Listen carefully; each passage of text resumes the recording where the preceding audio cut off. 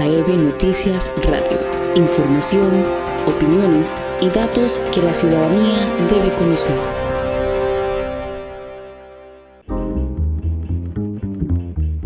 Hora de un buen café informativo con realidad educativa y proyección gremial de la Asociación de Educadores Veragüenses, AEB. Información y análisis de fondo desde los intereses comunes de todos y todas.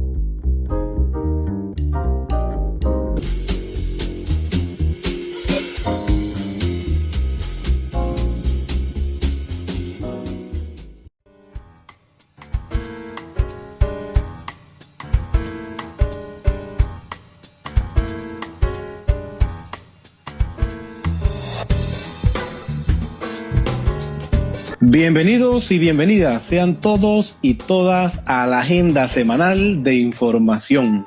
No se aparte porque hemos preparado una agenda muy interesante con noticias del sector educativo, culturales y sociales que usted necesita saber para ejercer una ciudadanía crítica y proactiva. Estaremos compartiendo con ustedes, queridos radioescuchas, contenidos informativos y de análisis de la realidad educativa y sobre el acontecer nacional. Les recordamos que nos pueden sintonizar en las aplicaciones de Android, AEB Noticias, desde su teléfono móvil o entrando al sitio web www.aebnoticias.com.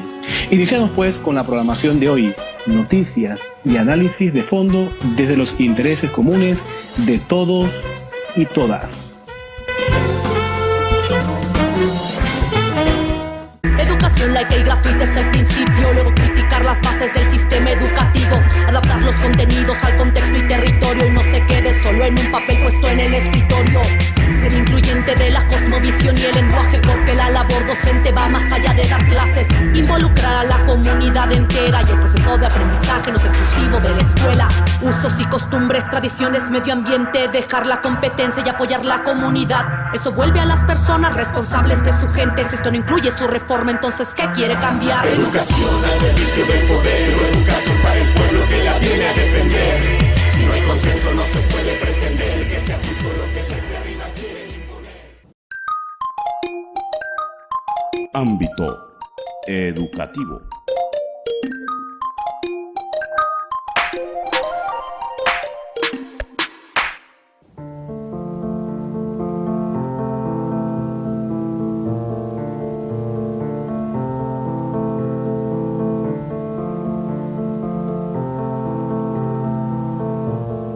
En esta ocasión, como siempre, vamos a compartir con cada uno de ustedes en un panel muy nutrido de participantes, dirigentes gremiales de diferentes partes del país y en donde justamente estaré acompañado de nuestra compañera líder y dirigente magisterial, la profesora Yadira Pino.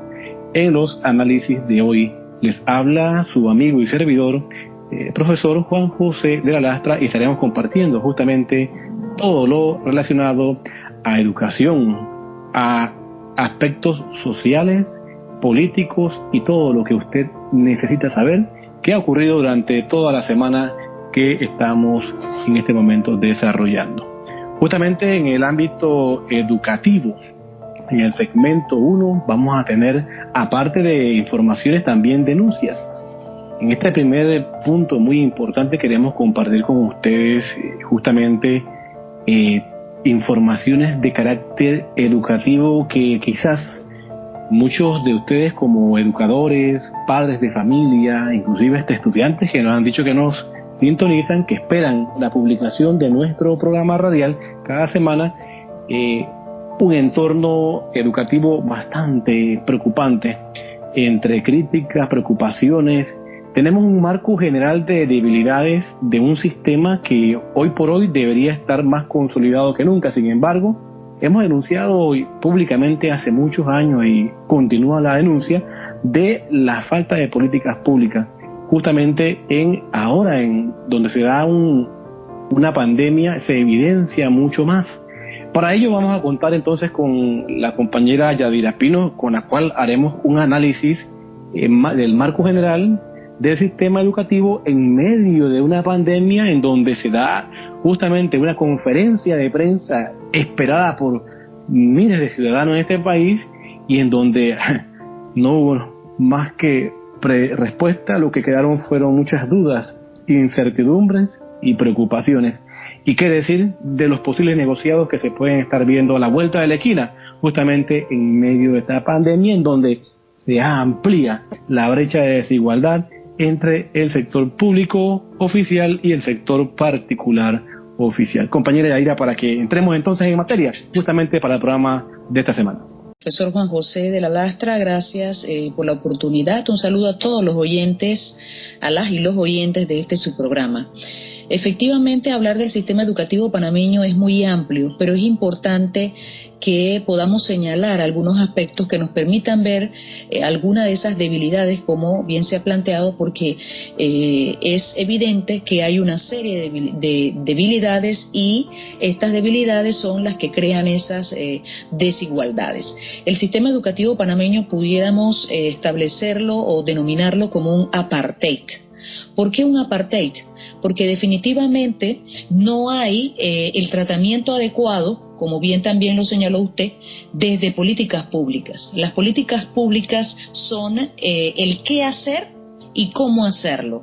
Y si un gobierno que administra un Estado, una nación, no es capaz de gestionar o de crear políticas públicas, definitivamente que todo lo que vaya realizando o ejecutando va a ser improvisación, va a permitir, por supuesto, al no existir controles, va a generar entonces los espacios para que se puedan dar la corrupción. En este sentido, cuando hablamos del apartheid, que el sistema educativo panameño es un apartheid, es porque, si bien es cierto, la Constitución y la Ley Orgánica establecen que hay libertad de enseñanza, lo cierto es que la educación oficial tiene una serie de deficiencias o debilidades producto de los gobiernos que no solo no crean políticas públicas, sino que además de eso hacen recortes presupuestarios. Además de eso, los insumos que se necesitan para poder llevar a cabo una educación de calidad, pues lo convierten en un negocio que al final se transforma en corrupción, porque las autoridades administrativas no tienen controles, no le dan un seguimiento a estos procesos de compra y de venta y por supuesto que esto es una gran debilidad en el tema de transparencia. Entonces, todos estos elementos debilitan el sistema educativo panameño, convirtiéndolo, repito, en un apartheid. ¿Por qué un apartheid? Porque hay una desigualdad social.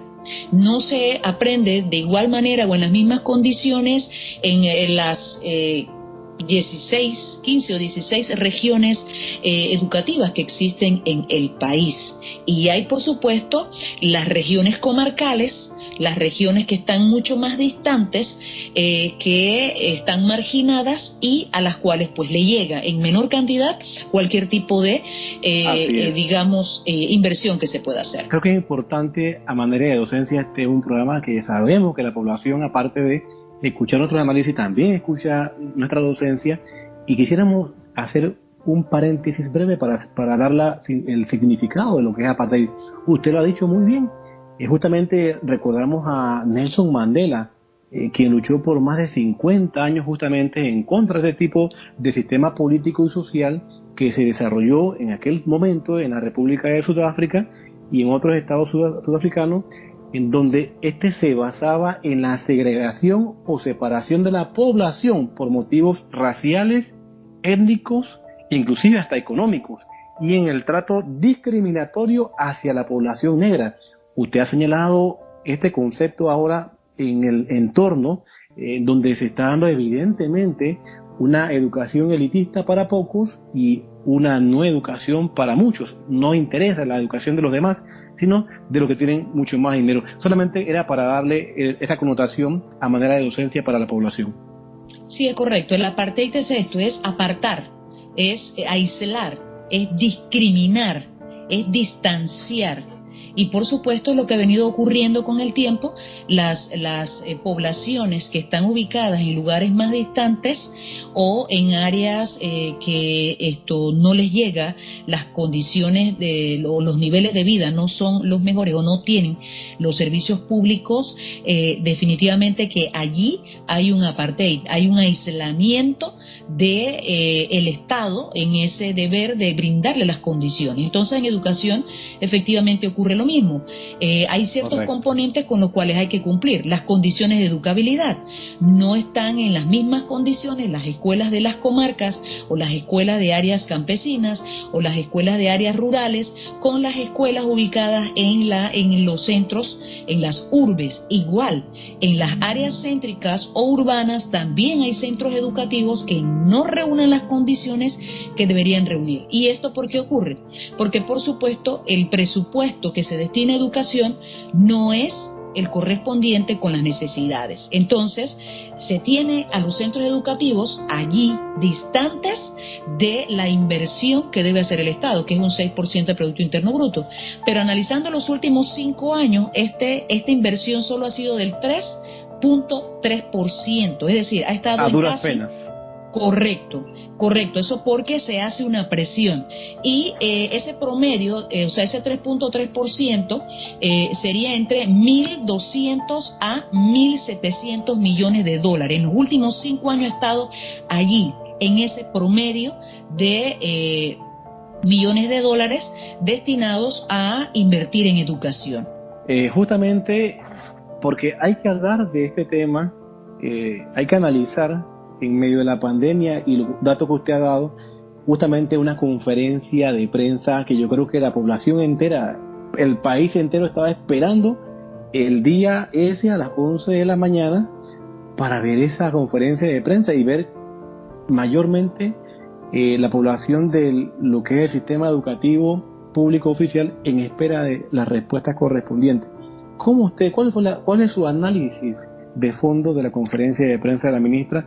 Y yo no quisiera pensar que al final esto es el blindaje para diversos programas o proyectos que vendrán a manera de negociados, como ha pasado en otras administraciones, profesora. Correcto, la conferencia de prensa no vino sino a revelar las debilidades que ya el sistema tiene, pero peor aún, que nuevas autoridades, porque es un gobierno que apenas va a cumplir un año, a pocos meses va a cumplir un año de administración, está repitiendo el mismo guión de los gobiernos anteriores. ¿Y por qué decimos esto? Porque este gobierno inicia diciendo o publicando que la educación es su estrella. Sin embargo, inicia con recorte presupuestario.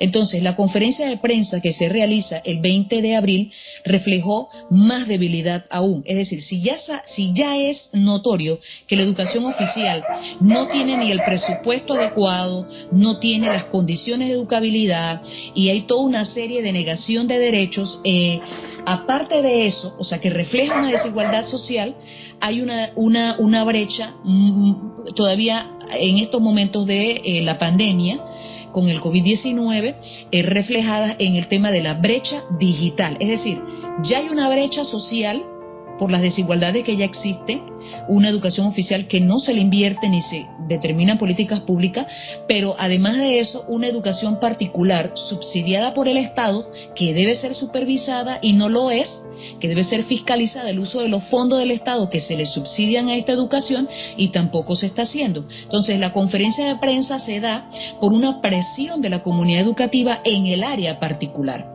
porque la educación oficial está totalmente negada a sus derechos en la vía de que no hay los mínimos recursos que pudiesen haber estado en un momento en la educación particular para tener una alternativa virtual y entrar en contacto los docentes con los estudiantes ante el hecho de suspensión de clase. Entonces, esta conferencia de prensa, ¿qué debilidades arrojó o evidenció?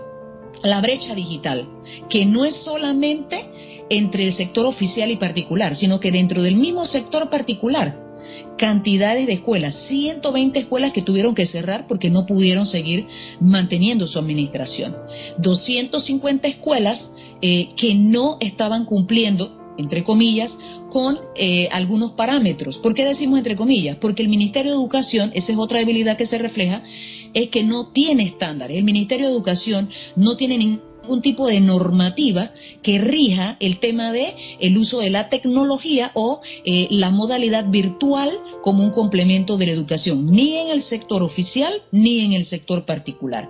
Las otras debilidades que se evidencian en esta conferencia de prensa es que se utilizó un lenguaje muy técnico que la población en general pues no la pudo entender por los niveles en que se habló.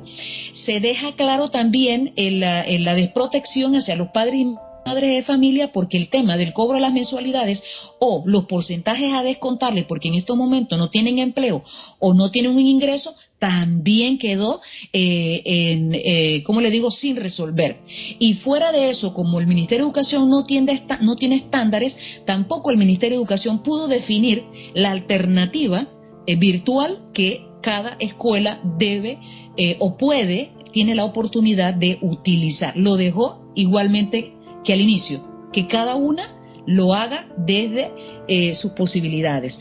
Y el hecho de que ahora se llene un formulario para saber si reúnen o no reúnen, los requisitos para poder brindar esta modalidad, realmente es para calmar un poco las exigencias que se estaban dando y la discusión que devela que la educación particular no es lo que nos han presentado durante todo este tiempo, la panacea, y que era pues lo mejor y que estaba pues cargando al Estado en esa vía, porque no ha sido una educación de calidad. Justamente como educador, como ciudadano y padre de familia, hay que recordar eso, que la mayoría de los docentes somos, aparte de docentes, somos papá o mamá, somos padres de familia. Me preocupa grandemente el hecho de que, a pesar que la Carta Magna de los Derechos Humanos, en el artículo 26, la Constitución de la República de Panamá, con su última reforma en el artículo 87, y la propia Ley Orgánica en el artículo 1, señalan claramente que la educación es un derecho para todos y para todas, sin ningún tipo de distinción. ¿Sí? Y a pesar de eso, lo que estamos observando es lo contrario, que sí hay distinción, que pareciera que hay privilegios para un sector. Y enormemente me preocupa más cuando buscamos cifras, y bueno, hay que decirlo, el Ministerio de Educación no ha hecho la tarea en cuanto a sus estadísticas.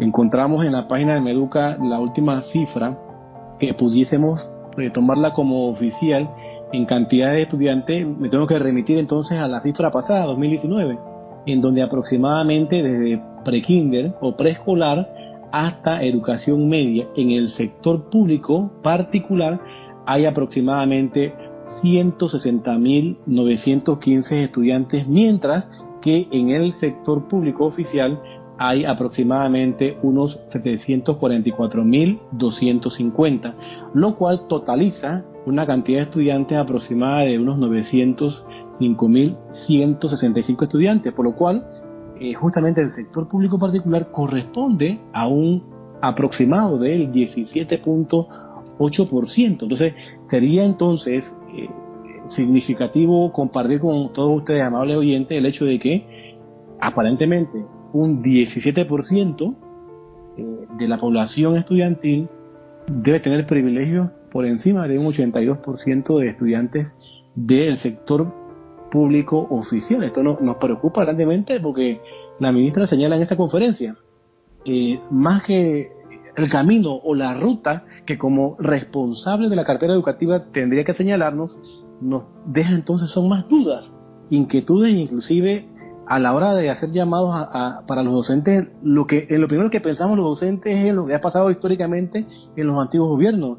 Conéctate virtual, me acuerdo en ese momento, computadoras gratis, las loncheras que le daban a los estudiantes, las capacitaciones docentes, y al final esto no trascendió porque en vez de significar una capacitación integral para el docente y para el estudiantado, fue negociados. Y bueno, no queremos pensar que al final va a pasar lo mismo, compañera Yadira. Sí, y aquí es importante eso que usted ha mencionado, que se dio la capacitación, el educador del siglo XXI y el tema del conéctate al conocimiento, los laboratorios que se construyeron, las computadoras que se colocaron en estos laboratorios y que al final solo tuvieron un año de asistencia técnica.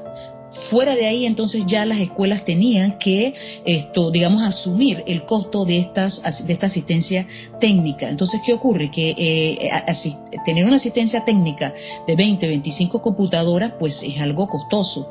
Y lo que es el FESE, o sea, el presupuesto que cada centro educativo tiene es de acuerdo a la cantidad de estudiantes que tiene, y hay escuelas que tienen 4.000 estudiantes y hay otras escuelas que tienen 100 o que tienen 500 o que tienen 1.000 estudiantes. Entonces, ahí, al haber esa disparidad, por supuesto que de acuerdo a las necesidades de cada centro educativo era imposible poder dar esta asistencia, cubrir esta asistencia técnica. Y sí, tiene usted toda la razón, como ya hemos tenido esa experiencia de que se han aprovechado la necesidad de tener que comprar algunos insumos, entonces se hacen negocios. Y este tema pues nos trae ese resquemor debido a que entra lo que es una de las empresas que estuvo en ese momento, en el 2004, del 2004 al 2007 más o menos, que fue la Fundación Galindo. En estos momentos es una de las empresas que está brindando ese apoyo o asistencia técnica en el tema específicamente de la capacitación a los docentes. Así que como ya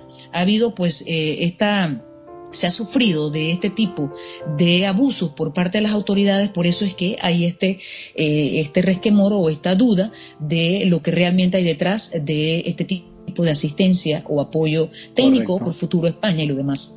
Bueno, en medio de todo esto entonces quedan perjudicados muchos padres de familia que públicamente han expresado su descontento, ya que la ministra no les señaló si tenían que seguir pagando o no las mensualidades. Compañeros docentes han dejado de percibir muchos de estos emolumentos, lo cual significa obviamente que una lesión a su derecho laboral, y el Estado no dice nada.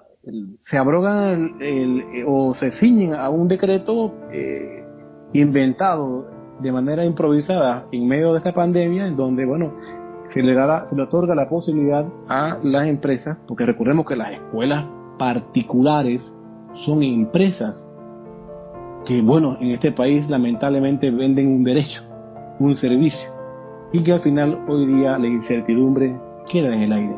Docentes lesionados, vulnerados en sus derechos, padres de familias descontentos al no tener el respaldo del Estado frente a el pago de las mensualidades, matrículas y demás, y continúan entonces con algunas supuestas plataformas virtuales que supuestamente algunos requisitos llenarán y que más adelante vamos a estar entonces analizando. Justamente siguiendo con el tema y dentro de la agenda del segmento educativo, tenemos un punto que va de la mano. Hemos sido, creo que, la luz referente, y queremos mandarle un saludo a toda la plana del Ministerio de Educación que espera también este programa para escucharlo y para anotar. Lo que hacemos, lo hacemos pensando justamente en beneficio de nuestra educación. Somos parte de un sistema y queremos que le vaya bien al sistema educativo. En programas anteriores hablamos sobre algunos aspectos necesarios para que fuesen considerados dentro de la posibilidad de la técnica de la plataforma virtual, de la virtualidad.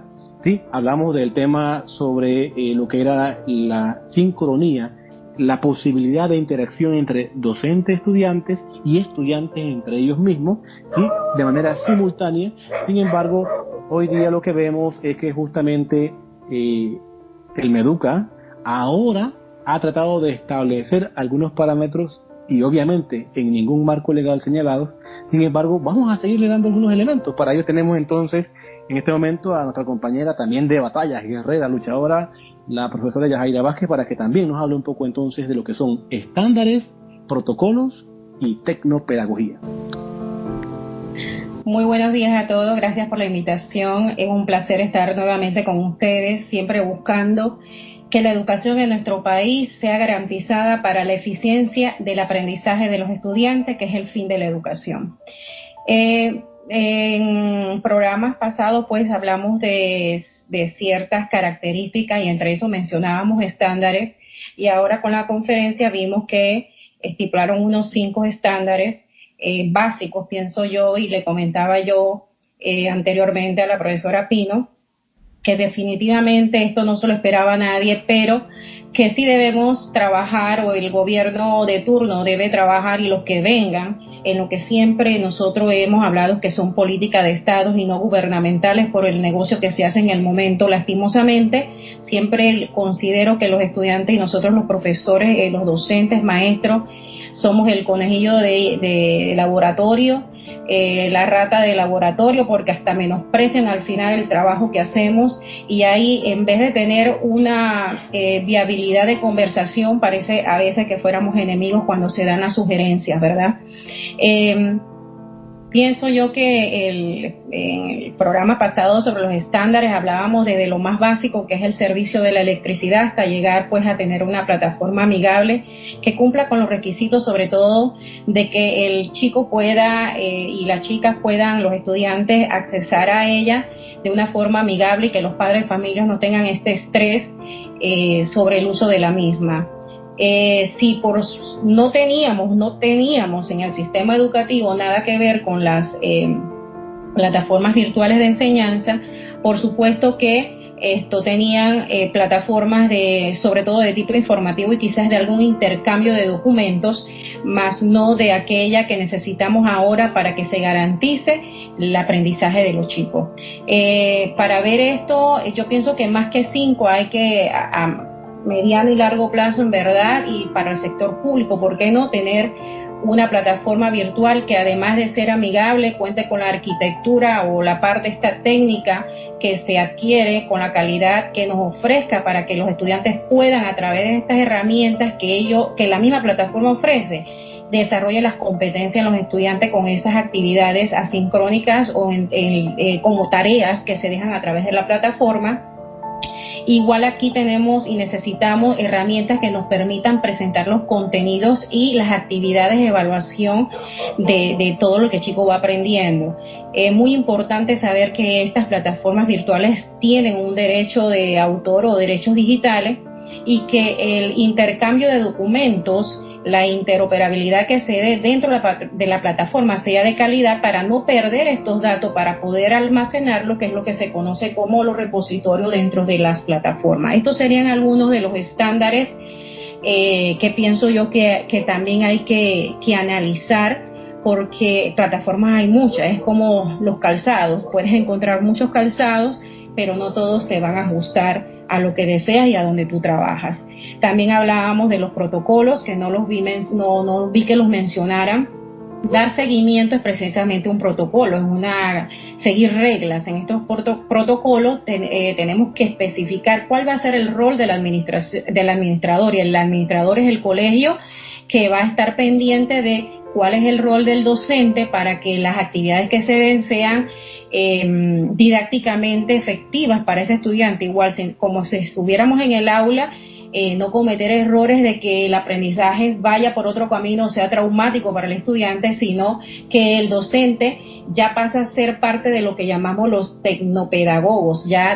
Nosotros ya vamos a pasar del pedagogo a ser tecnopedagogos en un futuro, donde no se olvide que la tecnología es al servicio de la pedagogía. ¿Y qué es la pedagogía? Llevar el proceso de enseñanza-aprendizaje de manera que los estudiantes pues alcancen los objetivos. Y también tenemos entre los protocolos cuál va a ser el rol de los estudiantes y el rol de los padres de familia, para evitar que sean los padres de familia los que hagan los trabajos por ayudar, porque sabemos que todo esto es un estrés, sino que se haga con armonía.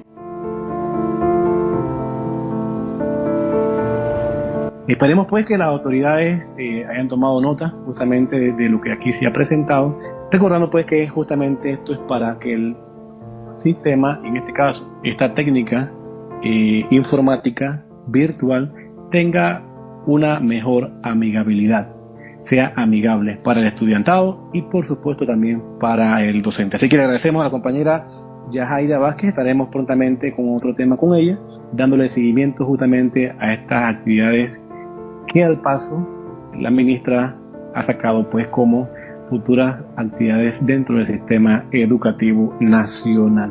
Bueno, en el segmento vamos a tener en esta ocasión un pequeño paréntesis para una denuncia justamente que viene por parte de algunos padres de familia, justamente en el tema del cual estábamos hablando. Vamos a dar entonces la palabra a la compañera Fulvia Álvarez, que será la portadora justamente de esta denuncia de manera muy breve. Compañera Fulvia. Profesor Juan José de la Lastra, profesora Yadira Pino, a todos nuestros oyentes el cordial saludo de siempre. Fulvia Álvarez les saluda. Esta es una denuncia que nos llegó a nuestra línea, sobre todo de un padre de familia, donde dice que respetando la opinión de cada persona, el colegio no mantiene la plataforma, a pesar que es una escuela privada. Es una madre de familia responsable y la ministra habló sobre el caso de salubridad en los colegios, y es de conocimiento de todos que hay escuelas, sobre todo privadas, que no tienen una medida de higiene en los baños. Es muy cuestionable, simplemente han dejado pasar y no han luchado por el aseo e higiene. Muchos niños sufren de problemas de alergia, dificultad respiratoria y demás tipos de enfermedades.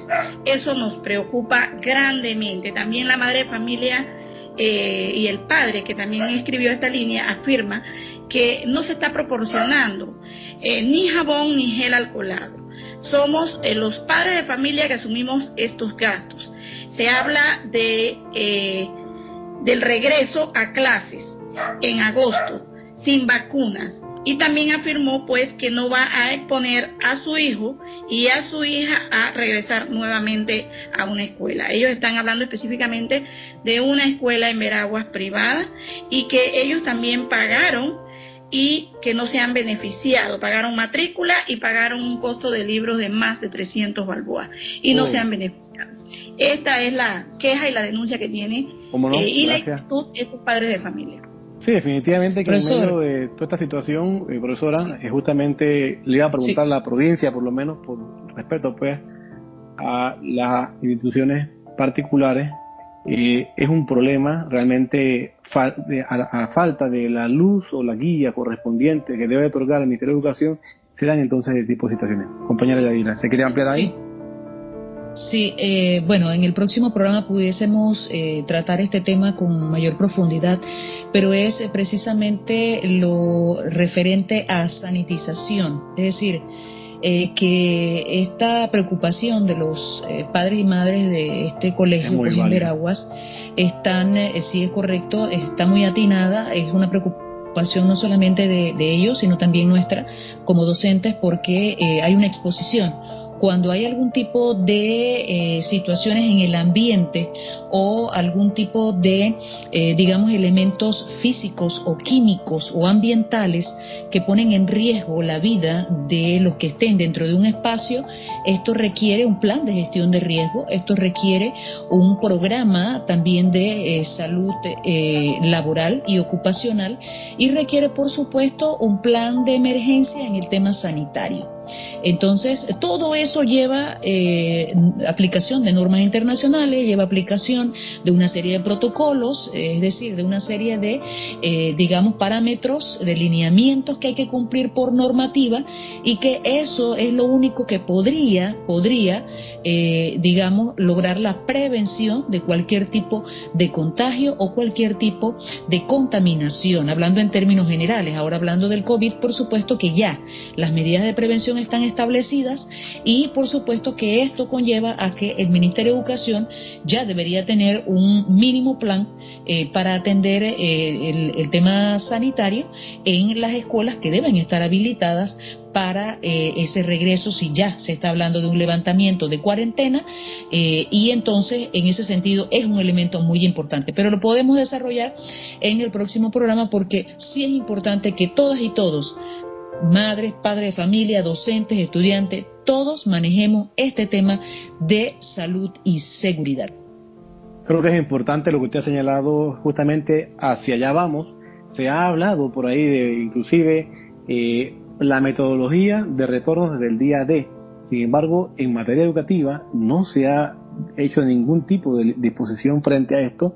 No hemos escuchado a la ministra en una conferencia donde pudo haber señalado que se están trabajando en esa vía. Sin embargo, sabemos que como ciudadanía tenemos entonces que impulsar que se tomen medidas al respecto. Eso se denomina en nuestro lenguaje iniciativa ciudadana. Bueno, con esto entonces cerramos el segmento número 1 sobre el ámbito educativo.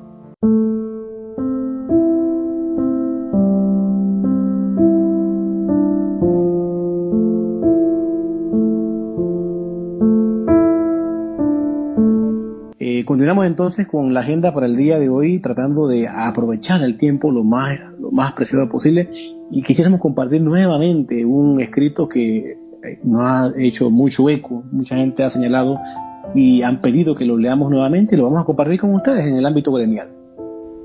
El ejercicio de la profesión docente en Panamá no cuenta con el 90% de los derechos que hacen posible calidad laboral en el sector. Derechos que son consustanciales al ejercicio de la libertad de asociación, como derecho a un modelo salarial, derecho a un sistema de contratación justa, derecho a un sistema de salud y seguridad ocupacional de la profesión, derecho a un sistema de pensiones y jubilaciones justos de acuerdo al perfil de calidad de vida de la profesión, entre muchos otros derechos que el Estado panameño y las fuerzas políticas que le han administrado desde 1903 han desconocido, al atribuirlas al docente panameño.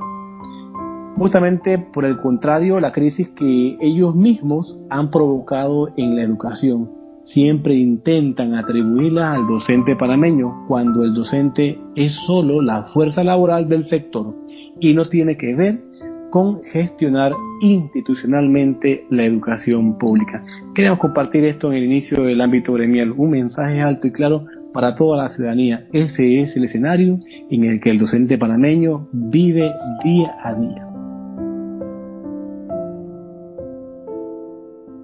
Dentro del segmento del ámbito gremial tenemos varios puntos muy importantes. Entre el primero de ellos, justamente algo que viene de secuela de la conferencia de la ministra. Ella habló justamente de unas capacitaciones virtuales a nivel nacional.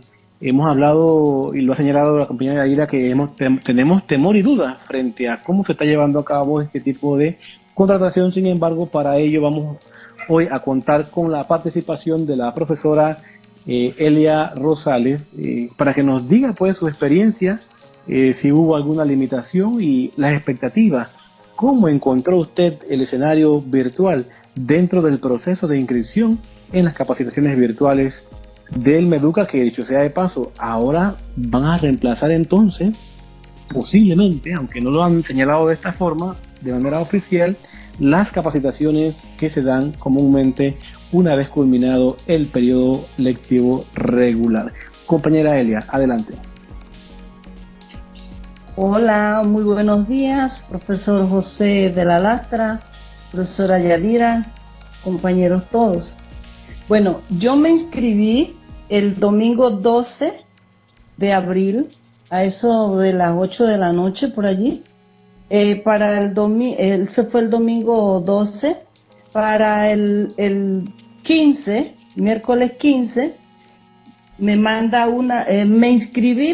inscribí en una página que decía educaciondigitalpanamá.com, donde habían cursos de todas las horas, había de 2, de 5, de 30, de 40 horas. Bueno, lógicamente logré inscribirme en uno de 40 horas.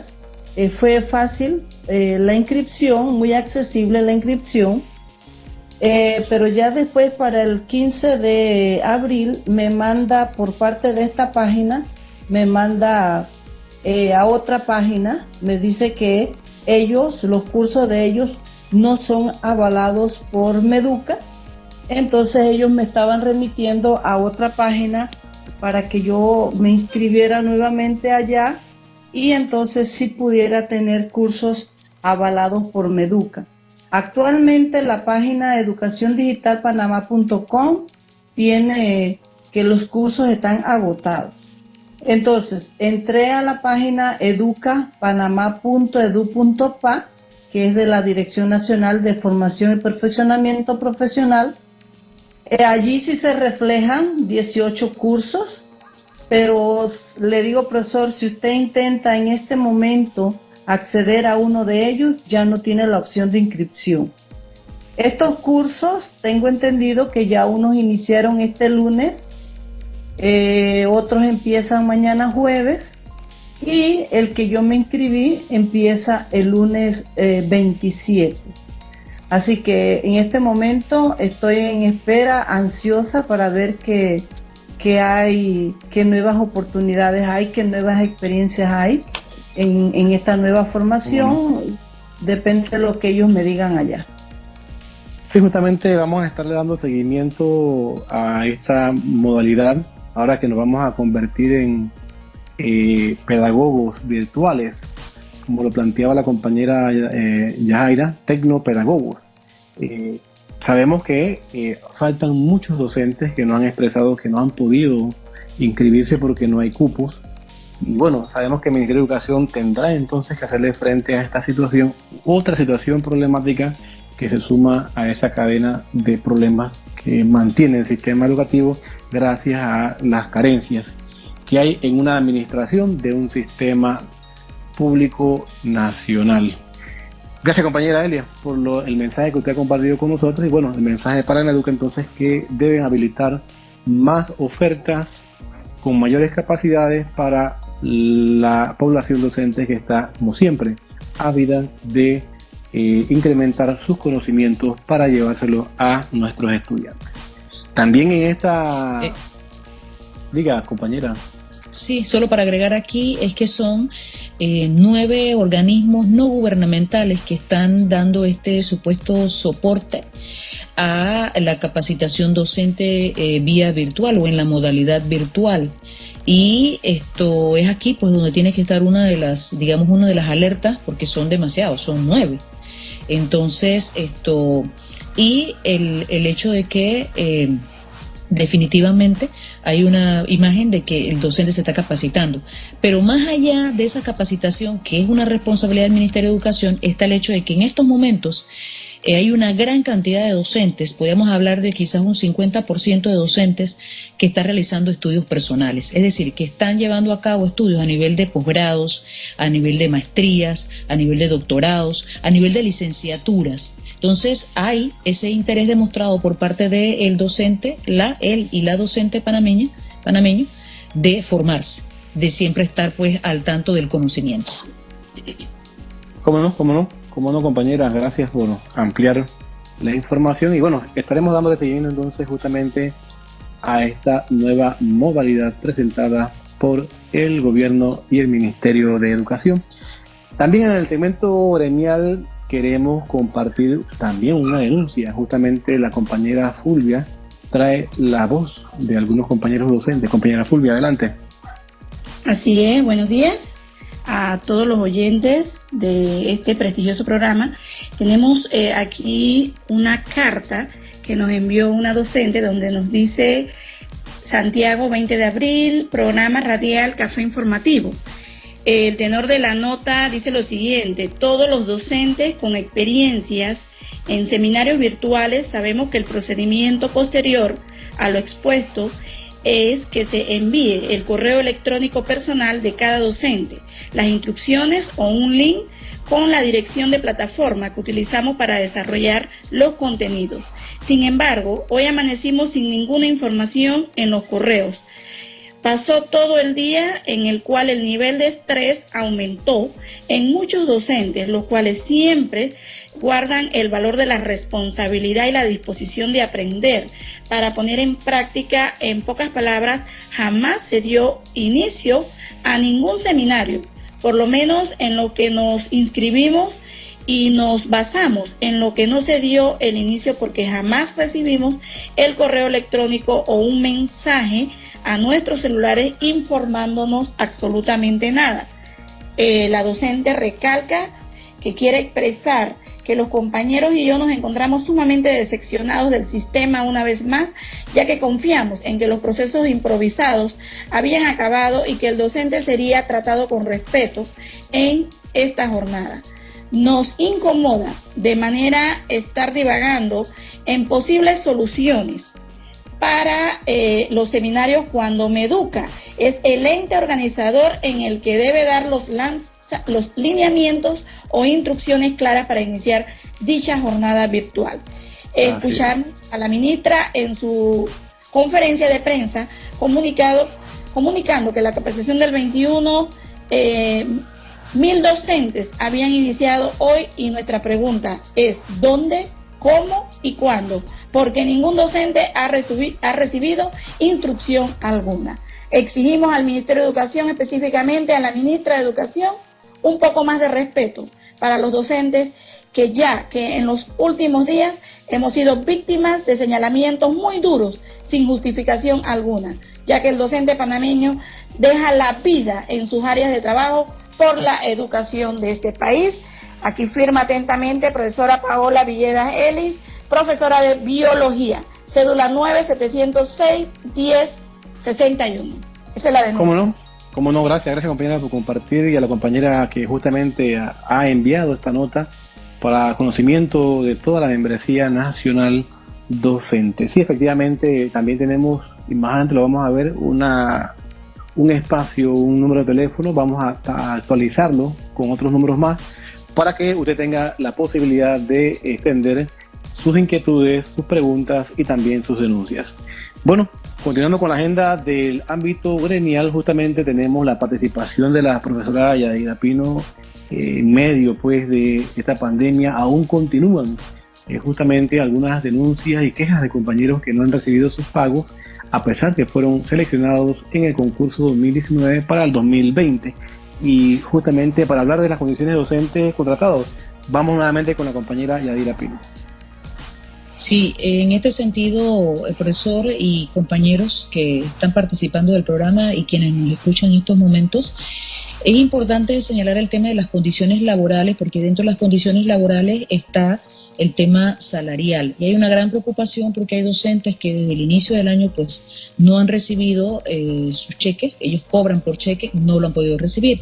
Pero además de esto, y reiteramos que ya enviamos nota y un cuadro donde estaba pues detallado todo tipo de información para poder hacerle llegar los cheques a estos docentes. Pero además de eso, queremos ver el tema de las condiciones en las que se encuentran en estos momentos, por ejemplo, docentes TEFA, o sea que fueron nombrados en condición TEFA, es decir, tiempo hasta finalizar el año. Docentes que se les nombró como para cubrir una licencia, ya sea por estudio, ya sea por gravidez, o sea, supliendo un docente o reemplazando un docente que está estudiando o una docente que está embarazada y va pues a hacer su alumbramiento. Entonces también está el tema de los docentes de la tele básica. Hay una gran cantidad de docentes que no son permanentes en el sistema y que en estos momentos están en un limbo total. Estas denuncias nos han llegado sobre todo del área de Coclé. Estos docentes aproximadamente están entre unos 50 a 60 docentes que están sufriendo esta situación. Están en un limbo, no han recibido nada, no saben cómo va a ser su condición y tampoco pues han recibido un solo centavo. Pero también queremos referirnos al tema de los contratos en el sistema particular para los docentes, porque las y los docentes en esta área también han quedado desprotegidos. Por ejemplo, las 120 escuelas que han cerrado en escuelas privadas, es importante para nosotros tener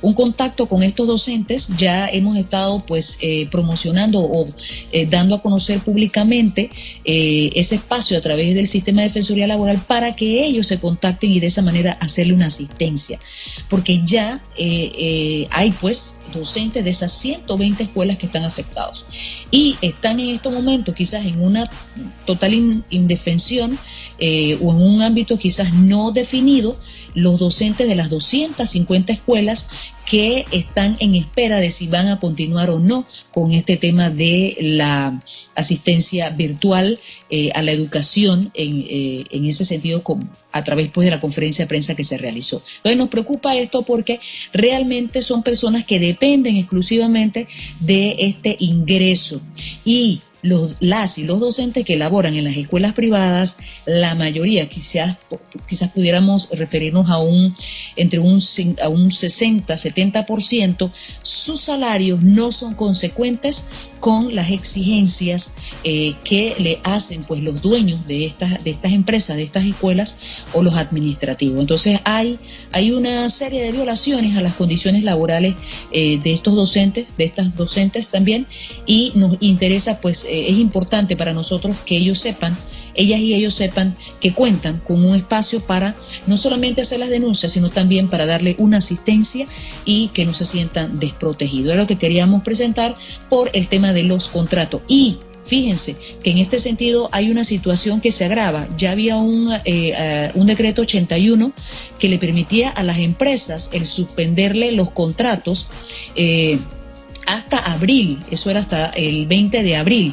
¿Y qué sucedió? Que ya se hizo un nuevo decreto, el decreto 95, que es el que entonces amplía a 30 días esa suspensión de los contratos. Entonces, esta es una situación que realmente es preocupante por no solamente el ingreso, sino que también son personas que tienen sus compromisos de deuda y en estos momentos tampoco pues tienen cómo hacerle frente, ni hay un panorama pues muy claro al respecto.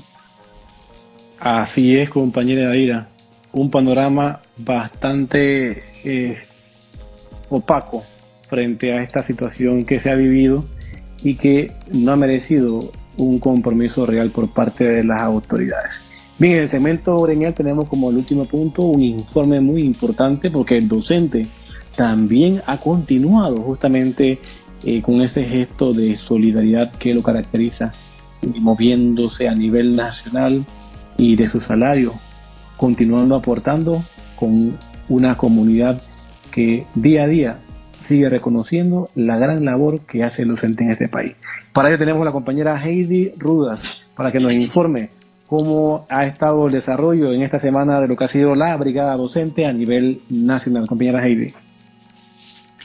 Gracias, profesor Juan José de la Lastra. Saludos a todos los que nos sintonizan por este espacio informativo. Es importante que la población conozca las actividades que estamos realizando los docentes a nivel nacional para solidarizarse con las familias que quedaron sin empleo o que fueron enviadas a la cuarentena con suspensión de salarios. La Brigada Docente es una iniciativa que surge en Veraguas con la coordinación de la profesora Yadira Pino y se ha extendido a nivel nacional, donde dirigentes docentes donan alimentos comprados con su salario para donarlo a personas que lo requieren. Además de los docentes, se han unido otros trabajadores como médicos, enfermeras, psicólogos, directores de escuela que han colaborado con esta red de apoyo. Queremos destacar que toda la información acerca de la entrega de alimentos son publicadas en el Facebook con el nombre Directorio Docente Comarca Nove Buglé, para mantener la transparencia en este proceso de apoyo a las familias panameñas. Hemos mantenido esta red de apoyo debido a que existen múltiples quejas en redes sociales de familias que denuncian que no han recibido el apoyo del Plan Panamá Solidario, por lo que esta semana se han captado a estas familias y se les ha llevado el apoyo. Gracias a todos los que han manifestado su solidaridad en esta crisis sanitaria, y seguimos exhortando a la población que participe de la red de apoyo de Brigada Docente, que ha sido un paliativo para enfrentar esta pandemia. Así es, compañera, definitivamente que exhortamos y hacemos el llamado a los demás compañeros docentes, educadores y educadoras que sabemos que están justamente en sintonía, para que se acerquen, hagan los contactos correspondientes a través de las redes sociales y se sumen a esta causa solidaria.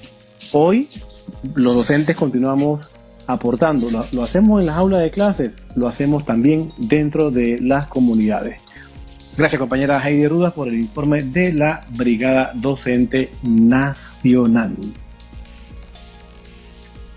Bien, continuamos entonces con el programa. En esta ocasión vamos al ámbito social, en donde tenemos dos temas muy importantes, referidos justamente, el primero de ellos, en cuanto a los derechos humanos en medio de la pandemia. Tenemos rápidamente la participación de nuestra compañera, la profesora Yadira Pino. Como no, profesor, en este tema pues es importante la claridad de que los derechos humanos están reconocidos a nivel internacional. Existe pues la CIDH, que es la Comisión Internacional de los Derechos Humanos o Interamericana de los Derechos Humanos, y que la misma pues ya ha hecho en diversos momentos de crisis, en los diversos países ha levantado informe de cómo los estados han, en el momento de la crisis, han violentado los derechos humanos. Entonces, por eso es que es importante para nosotros en este momento de pandemia por el COVID-19 plantear que en nuestro país los derechos humanos se han venido violentando.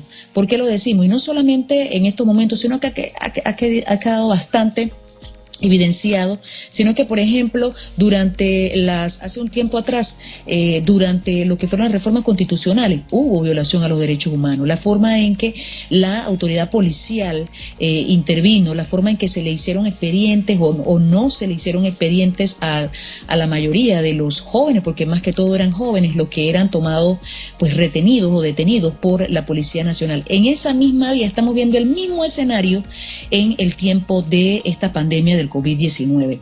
Vemos cómo hay toda una serie de utilización del aparato policial, de todo el sistema policial hacia una comunidad o hacia una parte de la población que no ha podido cumplir con la cuarentena, precisamente por la desprotección que el Estado ha dejado a la población. Es decir, población que está saliendo a hacer algún tipo de trabajo informal para poder llevar la comida a casa porque no ha recibido ni bono ni tampoco ha recibido pues la bolsa de comida que el supuesto Fondo Panamá Solidario pues se ha destinado para eso, 228 millones de dólares, queremos recordar. Entonces es importante que en estos momentos el tema de los derechos humanos quede muy claro que se ha venido a violentar en nuestro país, porque se han comprado, y si recordamos, cuando estuvo en un momento, quizás en la primera parte de esta cuarentena, hubo la intención de utilizar 7 millones del Estado para comprar todo lo que eran insumos para reprimir a la población, todo este tipo de recursos, y por la presión de la sociedad panameña, entonces se quedó hasta allí esta contratación o esta licitación pública, pero se adquirieron ahora pronto las llamadas pistolas eléctricas, que tienen pues otro nombre, pero que son utilizadas supuestamente en un momento en que haya algún tipo de acercamiento de la persona hacia la unidad policial. Pero todas y todos sabemos que en un momento en que hay una protesta o una manifestación en las calles, los ánimos se caldean, y más cuando aparece pues todo un aparato represor, en este caso pues los llamados antimotines o de controles, de los controles de multitudes para supuestamente pues poner el orden. Pero es que realmente no hay un orden en estos momentos, porque hay una violación a los derechos humanos, personas que tienen hambre, que no tienen que comer, personas desempleadas que no saben cómo le van a hacer frente a las deudas. Entonces hay una serie de violaciones, y más cuando se ha ampliado este tema de la suspensión de los contratos, y que incluso lo que veníamos escuchando por algunos juristas es de que ya no se está necesitando que el empleado o el trabajadora tenga pues la firma dentro de esta suspensión. Entonces son toda una serie de situaciones que definitivamente pues son el reflejo de la violación de los derechos humanos, y que pues la coordinación de los derechos humanos, que estuvo presente llevando todo una recopilación de todo lo que se dio en la reforma constitucional, está trabajando para precisamente presentar un informe en esta vía durante el tema de la pandemia, y de esta forma pues reclamar al Estado el tema de resarcir el tema de la verdad y el tema de, por supuesto, hacer justicia. Es lo que queríamos decir en este aspecto. Sí, definitivamente que vamos a estar también dando seguimiento a este tema, un tema que es recurrente en los gobiernos que desconocen los derechos del pueblo. Tenemos también dentro del ámbito social justamente un llamado que se está haciendo de manera metodológica. Se ha presentado por parte del presidente de la República una metodología que está en estudio en este momento para levantar la cuarentena. Para ello vamos a contar con el análisis de la compañera Yadira y de la profesora María Peña desde el área de Panamá Oeste. Compañera, adelante. Bueno, en este sentido el tema del levantamiento de la cuarentena es una situación que sorprende en medio de una serie de cifras que no cuadran, una serie de alteraciones que se están viendo últimamente y que la población viene analizando frente pues a también manejar en la palestra pública el tema de levantar esta cuarentena si aún se tienen pues estos números muy comprometidos. Luego de este anuncio de lo que fue el Comité de Salud o la Comisión de Salud que está llevando esta situación sanitaria, realmente pues la reacción en las redes sociales por la mayor parte de la población fue un rechazo rotundo porque se está evidenciando que hay una presión del sector empresarial de grandes empresarios y que eso es lo que está motivando a el tema de levantamiento de la cuarentena y no tanto el tema de que ya haya un control sobre el contagio y su propagación con este virus. Así que este es un tema muy delicado y sobre todo porque si hay $200 millones destinados al fondo de Panamá Solidario, se tiene utilizando los fondos de ahorro Panamá y se han destinado, fíjense, son $76.000 para las juntas comunales de lo que son las partidas de descentralización, más aproximadamente entre 30 a 40 mil millones más, eso son arriba de los 100.000 millones que están recibiendo, pues las juntas comunales para supuestamente hacer llegar estas ayudas a la población. Y sumado a eso están 1.300 millones de préstamos que solicitó el presidente de la República a el Banco Interamericano de Desarrollo. Todos estos dineros hasta ahora no se ha demostrado la transparencia de los mismos, no se ha mostrado tampoco, más allá de los decretos, un control en el uso de estos fondos. Entonces ya se está hablando del levantamiento de la cuarentena, hay población a la que no le ha llegado ni bono ni comida y no se han justificado el uso de estos miles de millones. Entonces aquí es donde está realmente pues lo delicado, porque cómo hacerle frente pues a este tipo de situación donde hay una violación, por supuesto, de los derechos humanos, pero sí ha habido una celeridad por endurecer las sanciones a quienes no cumplan con la cuarentena establecida por el gobierno, que son de 5 a 8 años. Si se da algún tipo de vandalismo en medio de protestas o manifestaciones. Entonces, esto es bien delicado porque no se le ha dado la ayuda a la población y se está de manera acelerada entonces reprimiendo a la población. Ojo, porque estamos frente a una sociedad vigilada, controlada. Nos tienen controlados porque nos tienen en casa a la mayoría de la población y nos tienen vigilados porque efectivamente pues tienen la seguridad del Estado que ya ha invadido nuestra privacidad. Ya se dio en el gobierno del señor Martinelli, se dio en el gobierno del señor Varela y por supuesto en este gobierno del señor Ento Cortizo y el gobierno PRD, pues definitivamente sabemos que también estamos siendo vigilados. Pero estando todos en casa y conectados, estamos mucho más vigilados. Por eso este tipo de medidas, porque al levantar una cuarentena, la población se puede volcar a hacer el reclamo frente a lo que no tiene y cómo hacerle frente al hambre y a las deudas. ¿Cómo no? Gracias, compañera, por ir justamente con nosotros este análisis muy atinado. De esta forma cerramos entonces lo que es el ámbito social. Vamos entonces al ámbito o el segmento de defensoría laboral. Le recordamos a los docentes del país que pueden seguir enviando sus consultas al WhatsApp del Sistema de Defensoría Laboral a los números 6684-1669, 6684-1669 o al 6525-3989, 6525-3989. Envíe sus consultas en texto o audio indicándose con sus generales, cédula, centro escolar donde labora y describiendo con detalles sus problemas laborales, sean de carácter individual o colectivo. El Sistema de Defensoría Laboral le responderá y orientará a la brevedad posible, según la premura del caso. Y en todo caso, si el caso requiere apoyo en tramitación o con la presencia de algunos de nuestros representantes gremiales, le atenderemos con celeridad.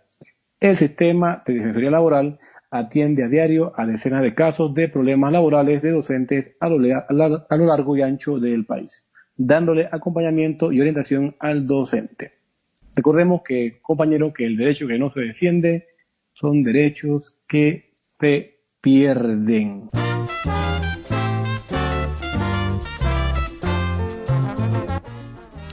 Bueno, entramos a uno de los segmentos más esperados, el segmento Feliz Cumpleaños. Justamente hoy llegamos a uno de esos momentos más importantes de la vida de las personas. Un segmento donde les extendemos un fraterno saludo a todos los cumpleañeros y cumpleañeras de hoy. Y por supuesto le dedicamos una hermosa melodía de fondo para muchas felicidades. Para ello tenemos a la profesora Fulvia Raquel Álvarez, quien en el día de hoy nos presentará los cumpleañeros de la semana. Adelante, compañera Fulvia Raquel Álvarez. Sí, buenos días nuevamente, compañero Juan José. Los cumpleañeros, bueno, tenemos hasta el Colegio Héctor Gallego de San Juan, al profesor Fidel Delgado, director de ese prestigioso plantel, a la profesora Ana Pinzón, que estuvo de cumpleaños. También tenemos a la profesora Olga Sajel, que cumple el próximo viernes 24, al Colegio Belisario Villar Pérez. También tenemos saludos muy cordiales hasta Boquete, al joven Edgar Caballero. También saludos a la doctora Núñez. Saludos hasta Canto del Llano a el oyente fiel que siempre nos escucha, José Félix. También un cordial saludo al doctor Elías Santiago, director del Centro de Salud de la provincia de Veraguas. También cumplió años en el mes de abril el profesor Narciso Rujano, director del Colegio Belisario Villar. También los saludos muy cordiales a todo el personal docente, administrativo y educando en sus bodas de oro, 50 años, el Colegio Rafael Quintero Villarreal de Ocú, y su directora, profesora Daisy Barría, saluda a todo su personal. También cumplió 33 años de existencia al servicio de la comunidad educativa el Centro Educativo Belisario Villar Pérez. Saludos muy cordiales a todo su personal, docente, administrativo y educando. Bueno, estos son los felices cumpleañeros. Que Dios le ponga más años a su vida y no más vida a sus años. Saludos, y para el próximo segmento pues seguiremos felicitando. Que la pasen súper bien en familia. Quédate en casa.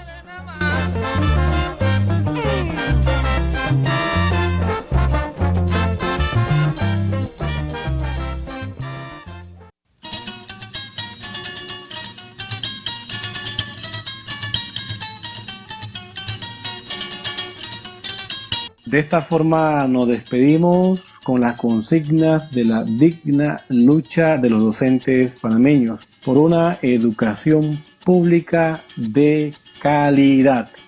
Quien no se atreve a luchar no merece educar. Derecho que no se defiende. Derecho que se pierde. Para luchar por nuestros derechos tenemos que conocerlos.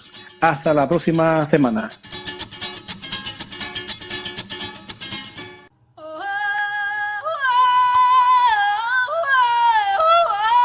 Gracias por escuchar nuestra programación sabatina. Les esperamos en una próxima ocasión.